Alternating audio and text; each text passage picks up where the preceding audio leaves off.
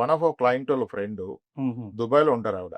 Okay. Okay, ఆవిడ 2016-17 లో Dubai move అయ్యారు. లాస్ట్ 2 years వాళ్ళ ఫాదర్ క్యాన్సర్ తో ఫైట్ చేస్తూ ఉంటే ఆవిడ ఫ్రీక్వెంట్ గా ఇండియా ట్రావెల్ చేశారు. క్యూమోథెరపీ, హాస్పిటలైజేషన్, సర్జరీస్ ఇవన్నీ జరిగాయి. ఓకే. ఓకే, ఆమె చాలా స్ట్రగుల్ తీసుకొని 2 years చేస్తే ఇప్పుడు బ్యాడ్ లక్ వాళ్ళ ఫాదర్ లేరు. అయ్యో. ఓకే, ఇప్పుడు ఏమైందంటే ఆమెకి ఇన్కమ్ ట్యాక్స్ డిపార్ట్మెంట్ నోటీస్ వచ్చింది. లాస్ట్ 2 years ఇన్కమ్ కి మీరు ఇన్కమ్ ట్యాక్స్ డ్యూ ఉన్నారు, you need to pay more than 60 lakhs అని నోటీస్ వచ్చింది ఆవిడకి. Staying in Dubai. దుబాయ్ పోవడానికి కారణమే ఇక్కడ కాకుండా అక్కడ tax ఎర్నింగ్ అక్కడే, తను అక్కడే జాబ్, ఎర్నింగ్ అక్కడే, అక్కడ ఇన్కమ్ కి. ఇప్పుడు ఇక్కడ ఇన్కమ్ ట్యాక్స్ నోటీస్ వచ్చింది. That was a big amount. It's very big amount for anyone. మీరు చెప్పిన అమౌంట్ 60 lakhs అని. ఆ అమౌంట్ ఆమె కట్టలేక ఆమెకున్న వన్ ఆఫ్ ది హౌస్ అమ్మి కట్టాల్సిన పరిస్థితి వచ్చింది. కట్టారు.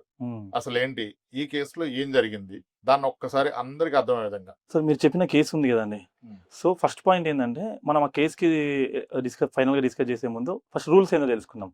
ఫస్ట్ పాయింట్ ఏంటంటే sir, ignorance of law is not an excuse. So law తెలిసినా తెలియకపోయినా లా అప్లైస్ ఫర్ యూ. ఆ లేడీ తను లా తెలిసిందా తెలీదా, బట్ లా అనేది ఒకటి ఉంది, లా ఆఫ్ ల్యాండ్ ప్రకారం లా అప్లికబుల్. సో ఫస్ట్ మనం లా ఏందో తెలుసుకున్నాం అనుకోండి, అదే తనకు అప్లికబులా కాదా, ఎందుకు నోటీస్ పంపించారు అనే దానికి మనకి సొల్యూషన్ వస్తుంది.